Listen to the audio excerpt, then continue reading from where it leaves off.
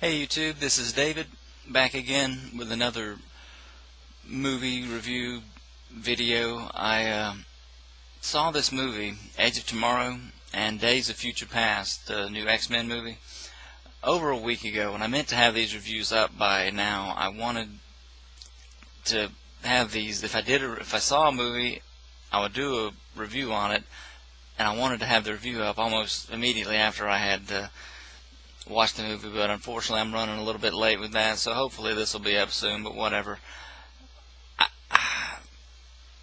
I really enjoyed both of these movies. Obviously X-Men will be in the next upload, but for this movie I was really excited about seeing this movie ever since I saw the first trailer, and the very unique visuals and the very unique music that they put to it. Tom Cruise is still a draw for me. I think I don't know about his personal whatever, he's one actor who I'm able to just think about what it is that he's bringing to the screen with his performance and the kinds of movies that he's in for the most part. I don't like all of his movies, even though some of them still do well, the ones that I don't like. For instance, some of the recent stuff, Jack Reacher, I really didn't care for that movie, but that's only because I'm kind of down. I'm kind of tired of those kinds of movies anyway.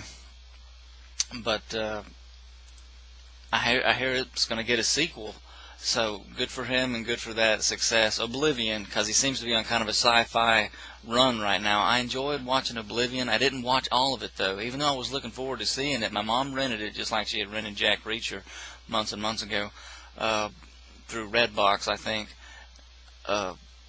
And I just remember watching bits and pieces, and mostly I missed the beginning sort of, but then watched basically the rest of Oblivion, and just thinking about how I've been looking forward to the movie and how it was good. I enjoyed watching it. Probably not the kind of thing I could watch over and over again, but just this almost dreamy feel that that movie had. The way the movie ended, to start with the credits rolled, I got up, went to the next room thinking that was like some kind of a weird dream watching that movie. And you know, if you've seen Oblivion, what I'm talking about, the things that are revealed throughout the story, and then how it ends also. But yeah, as science fiction goes, it was very enjoyable to watch for me. But this movie, where I found shortcomings with Oblivion about the whole clone thing and how this is, it seems like one big metaphor, but how the way Edge of Tomorrow, this story is told, how they are the real people and there is just one final chance. I really like that. Even though the time loop thing is obviously complete fiction, going back in time and stuff, but to tell a story like that, and then to have the situation at the end where this is it, this is our last shot, there's no going back, there was something about that I liked, that overall made the whole feeling of the movie where I like it even better than Oblivion. I don't know if I call it my favorite movie of the year so far, because I've actually had a good time at the movies this year. I really have. Don't get me started on Sabotage or Noah or any of this junk. But then again, I'll get into X-Men in the next movie, the next review. But I really enjoy this movie. And the thing is, I'm kind of disturbed about something relating to the movie, because I was looking forward to it. I watched it. I went to see it. I enjoyed it. And I was just thinking about something that another YouTuber had said, how there seems to be this hint, well, not really hint, but like this real aspect of genuine originality, something original about this, even if it's the same kind of thing done in how it is, even if it isn't original. It's done in such a way I can't recall now. I'd have to really think hard about any film that took the idea of the time loop and reliving the same day. I know Groundhog's Day did it in a comedic way years and years ago. I don't even remember that movie hardly, except it was supposed to be a comedy with Bill Murray. But anyway, you understand my thoughts about it. But I want to read something from this article because it seems that a lot of people, that the movie is almost flopping. I don't know if it is considered a flop yet. I haven't looked up the numbers about how much money that it's made as opposed to its budget and stuff. But here, I'm just going to go off this article by Captain Dan Porsa. This is on this is infamous.com from June 10th. Edge of Tomorrow deserves redemption for all our sakes. I'll try not to read all of this, but I just might because this article caught my attention because whoever this man is that's written this, Captain Dan, I just agreed basically with the things he was saying about this movie. Let me just get into a little bit of it for this review. It'll help me, it'll remind me of things that I want to mention about the movie.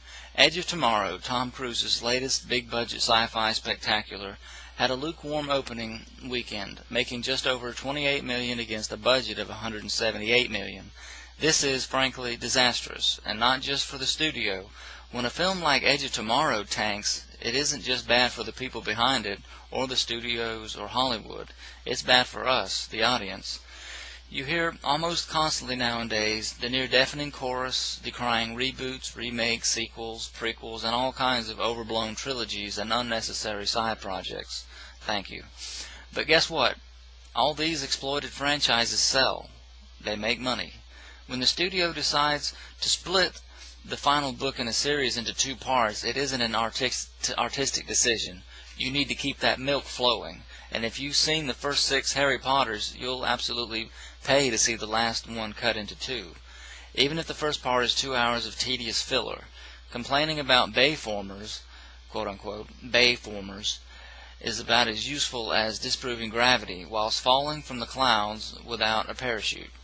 It doesn't matter how right you might be, the ground is still rushing up at you at an uncomfortable pace, and the only real way to stem the flow of garbage is to demonstrate a market exists for smart, well-made films without any unnecessary sequelizing, cliffhangers, or any expensive line of toys or years of property exploitation on the back end.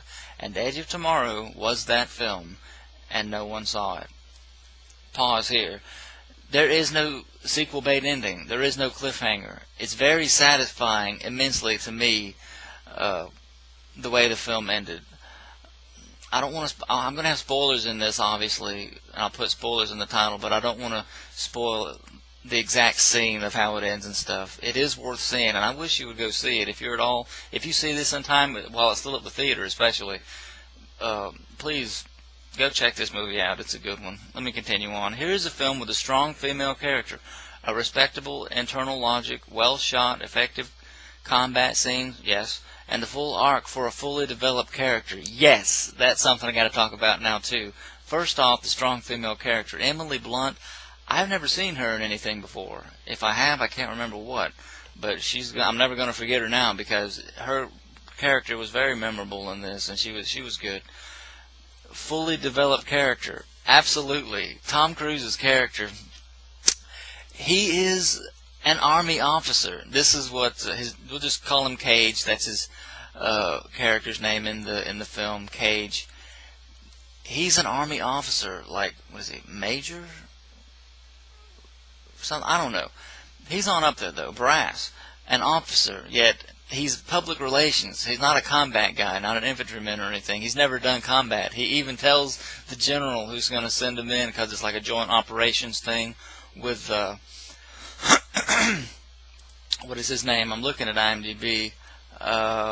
Brendan Gleeson, like him usually, as General Brigham over there in the UK. It looks like the way it is in the film, and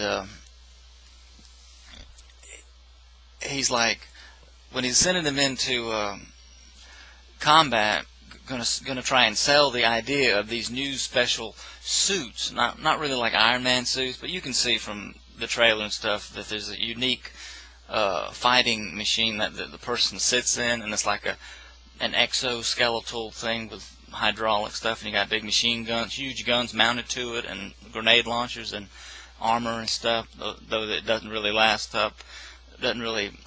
against these alien creatures they fight, because they're just really ferocious. going to sell the idea of sending that these suits that he's made will work against the enemy, this alien invasion. Which the way that the film opens, it's really neat, because you've seen this kind of done in other films where there's just a few news clips getting this atmosphere and explaining to you that way the situation. It's like somewhere in Europe this alien invasion has started, and it's years in the making. This is years after the initial invasion started, the presence of these aliens, like 7, 8 years, I don't forget how many years, but it's almost like I think somebody compared it to Starship Troopers, the way it's almost like a recruiting advertisement with Tom Cruise, this army officer on TV, kind of like, I don't want to compare it to Iraq, but you see these guys in military uniforms basically selling the war and how we need to be involved in it and everything on TV, that kind of imagery. And that's how you're introduced to the situation in the movie, this alien invasion.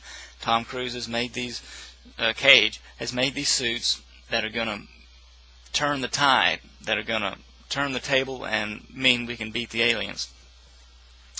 And so Brigham, General Brigham, he's going to send him into combat, and Tom Cruise is like, oh, no, I'm public relations. He actually says, I do this so that I don't do that. You do your thing. You go do the, you fighting men, I believe in you, and all this stuff. But he, that's what I mean by the character arc, and that's why I really appreciate this this writer bringing this out, that he is a completely different, maybe not completely different, but he is, you see the change because you've been there in this evolution with him of how his character changes throughout the film and how he has to get in there and do it himself, literally.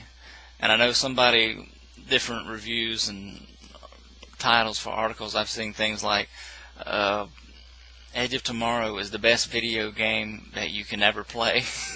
And you really get that feeling the way he dies, and he literally goes reset back to the point where Brigham said, no, you're going into combat. And he even has him arrested. I guess they hit him on the head or something because Tom Cruise doesn't want to go. Like, oh no.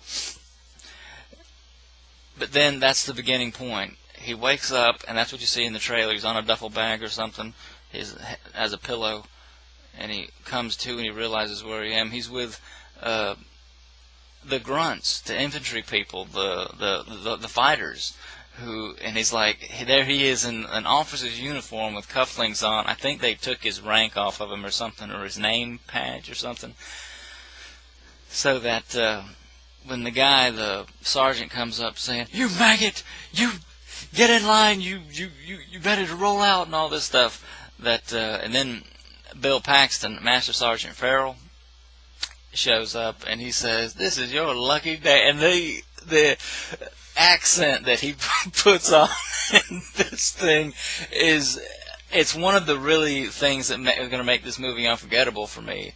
Bill Paxton's character in this movie, it is another classic character for him. Put it up right there next with Hudson and even the character he played in True Lies. And for my part, I even really liked his part in Apollo 13. I know he's been in all kinds of things, but as far as things that I remember and liked a lot, he's good. And I love Bill Paxton in this movie. I really did. Let me keep on with this article here. It had some wonderful visuals, an interesting take on an alien invasion, a decent collection of supporting actors, with enough of a character to get stuck into you. With enough of a character to get stuck into. You can feel for them, and it didn't use excessive filters, spinning camera trickery, or bad editing. Here was a really terrific sci-fi film, and if it passes unnoticed, if it flops, it might be a while before another one comes by. That's true, and that stinks, because I can't, in my usual way, I can't say I liked everything about the movie.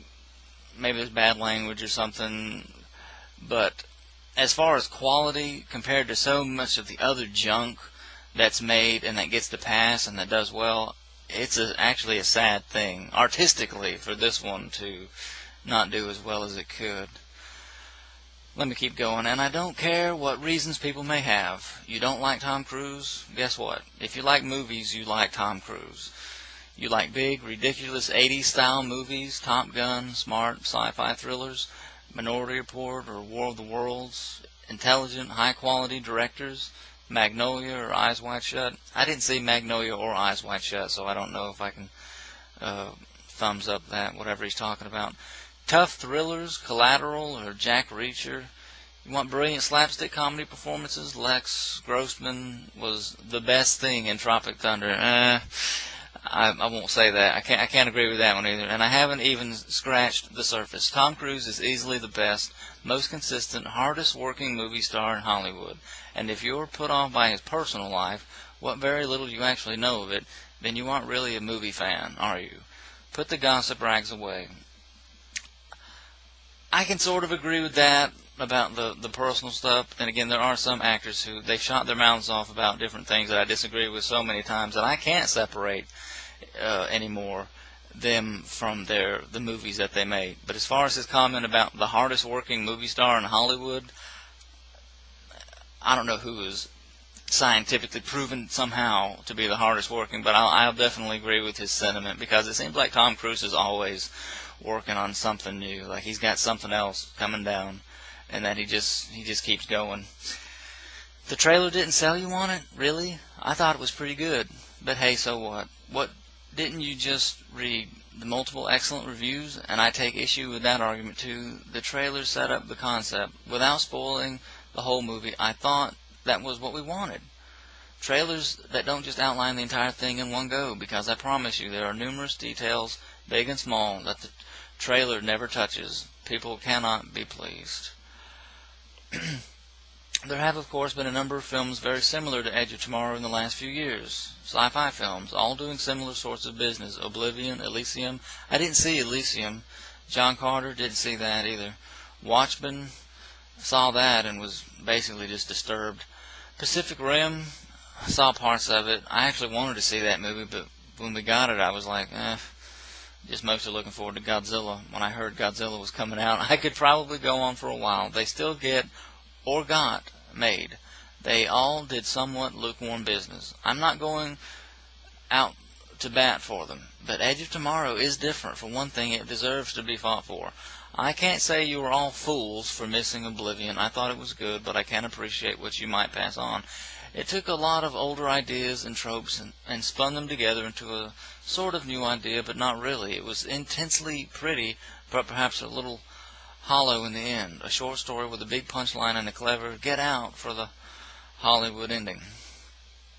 Elysium, too, is not a film to die in a ditch over. Strong action sequences and an old school 80s vibe. Let me skip some. But Edge of Tomorrow, here's the film. This is where I'm prepared to draw the line. It has a massive, favorable critical consensus. 90% on Rotten Tomatoes is not nothing, along with strong audience approval with an 8.2 on IMDb, which is far better than any of those other films I've mentioned. That's something I can really appreciate there. How, at least if there is a rating system like that people go and express themselves on, that I'm glad at least that it's on up there past 7 and all this stuff.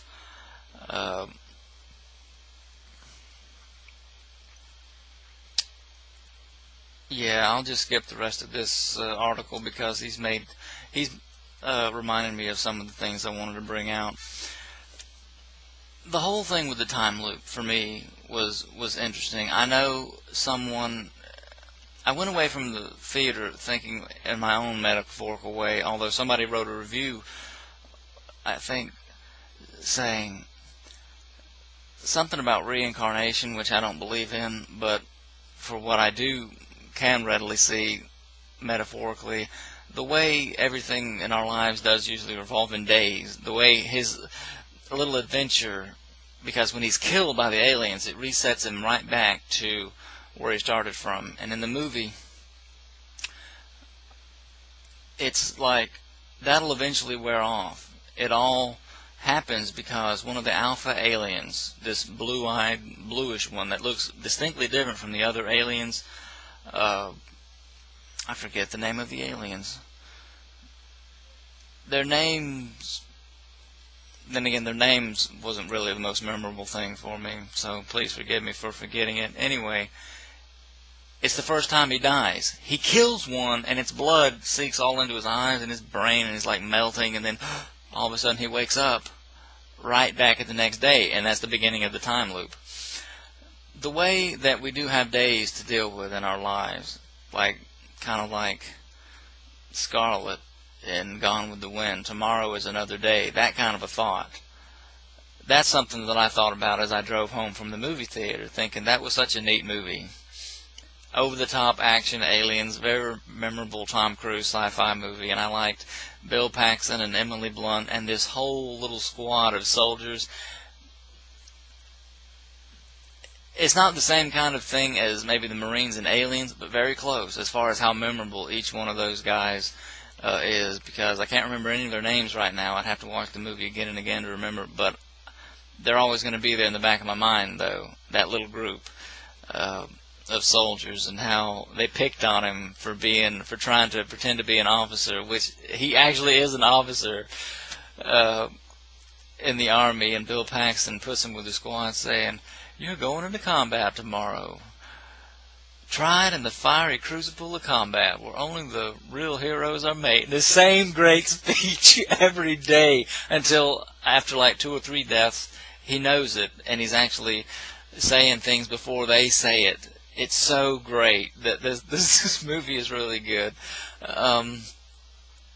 Yeah, what I was saying about as far as things I take away from it, it's neat to have that kind of imagery. How the things you get wrong in life today, well, there's going to be tomorrow. And when tomorrow gets here, maybe you make some of the same mistakes again, but in the same way he was fighting for humanity, for his own life, but also to get out of the time loop and defeat the aliens with Emily Blunt's help, since in the movie you find out she used to have the same thing that happened to him, except she lost it at some point, and that's explained fairly well in the movie. But it's like it runs out. Eventually the power, they just call it the power, because it's like they hijack their technology. When the rare alpha male, the blood got on him and it sent him back in the time loop, it's like it runs out. It's like time eventually runs out for you to fix things. And there's just a thought about that I really, really appreciate, and I thought it was a good thing to come away with the movie, how you can get better over time at anything, at a skill, a sport, your job, your own life, your own spiritual growth. You can, if you're trying, the way he had to try in this movie to figure out how to get to that next step without dying, without some new hurdle. And then also, when he gets with Emily Blunt's character, how they both had to work together to avoid the obstacles that kill them and get to where they need to be to defeat the aliens. The brain, as it were, I forget what it was called again, to find out where it was and to destroy it would basically, an idea you've seen in several movies, kill the brain source of the mothership or whatever, and all the other aliens, kind of like in Avengers, would just drop that, would just die. The way that it's really good, the more I think about it, how he's the only one who understands, because he's the only one going back in time. Even though she can remember things from when she had that power, and she knows the scientist guy who, and they're both kind of stuck in that same thing too, but it's only possible because he's going back in time. The way he is the only one who really understands, and he has to reset every day, reset, keeping everything in mind from the previous day, and to also have to explain it to her and him every day once he's got it down pat exactly how to get to where they are safely without getting thrown in the brig or beat up by the guys or arrested or shot or killed in some other way before the battle even starts, because it's the next day that it starts. The way he's got to explain everything to her again, and how he's got to get that down pat, say what exactly needs to be said to convince her quickly to get on with it, because he only got a day to work with, and also the scientist friend, and then to go out with her and die together, and then to have to reset and keep everything in mind for the next day to get a little bit further. It's a really, really great thing. It's a good movie, and if you're at all interested in it, I'll just end on this note. If I can think of anything else to say, I will, but just before I forget it, if you're at all interested in this movie, please go and see it. It would be great if it could do well. Again, not for the sake of sequels, because that's the thing about this. It is a neat little idea in itself. A really good standalone movie that was made. Is something that's so refreshing to me, and I enjoyed this movie thoroughly, watching it and thinking about it now, how there are little things that might be just passed over, but if you go back and think about it like I just have, it's quality, if you ask me. It's a quality film when so much of this junk is not fit to be watched, really, that's being made these days.